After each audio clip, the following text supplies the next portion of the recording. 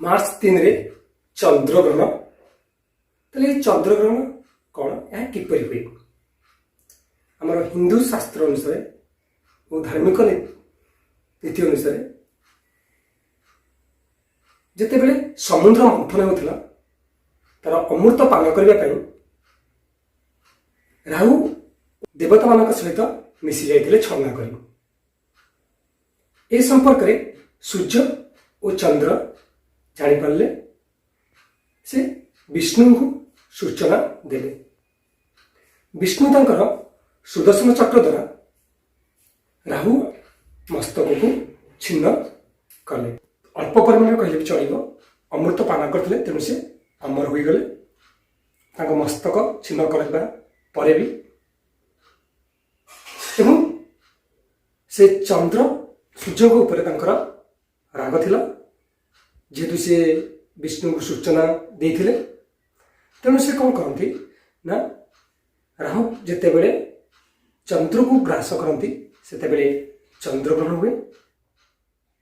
वास्तव में सूर्यपराग और चंद्रग्रहण हूँ एक भौगोलिक घटना पृथ्वीर एक मॉडल जहाँ को आम कहे ग्लोब एवं सपोज आपको धरी नि चंद्र और चंद्र एक मॉडल। ओके आम जाने पृथ्वीर एकमात्र प्राकृतिक उपग्रह हूँ चंद्र जहाँकि पृथ्वी को कक्षपथ में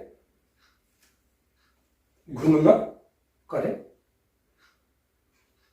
एवं आम समस्त जाने जे चंद्र निजस्व आलोक नहीं या सूर्यर आलोक द्वारा प्रतिफलित हुई आलोकित हुई थाए।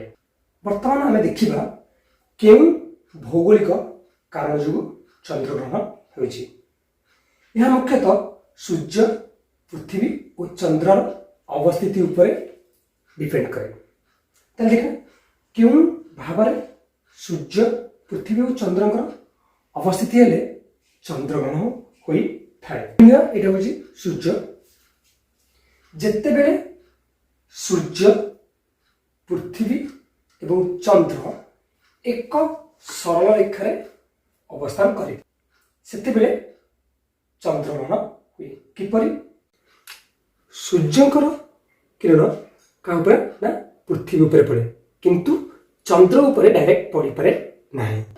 पृथ्वीर छाईटा चंद्र उपर पड़े फल चंद्र आउ सूर्य का आलोक प्रतिफलित हो पारे नहीं आलोकित हो पारे नहीं तेणु यह कौन कह जाए चंद्र ग्रहण। ताले सूर्य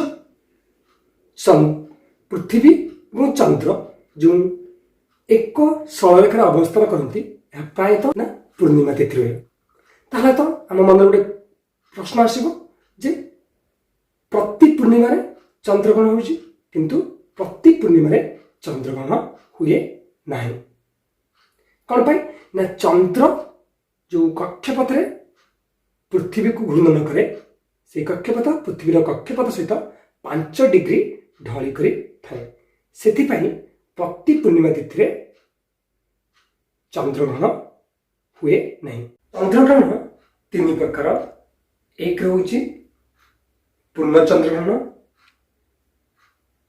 2 रोचे आंशिक चंद्रग्रहण एवं तृतीय रोचे उपछाया चंद्रग्रहण। ताले ये जो चंद्रग्रहण प्रकार भेद यह मुख्यतः पृथ्वीर छाई उपर डिपेंड करे।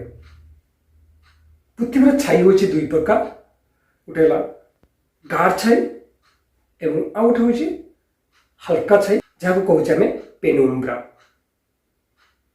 जितेबले पृथ्वीर गाढ़ छाई चंद्र को संपूर्ण रूपे कभर कर दिए सेतेबेले पूर्ण चंद्रग्रहण हुए एवं जितेबले पृथ्वीर गाढ़ छाई चंद्रर किछि अंश को कभर करते सेतेबेले आम ताको कहबा आंशिक चंद्रग्रहण एवं जितेबले पृथ्वीर हल्का छाई चंद्र उपर पड़ी थाए सेतेबेले आम ताको कहथौ कौन ना उपछाया चंद्र ग्रहण।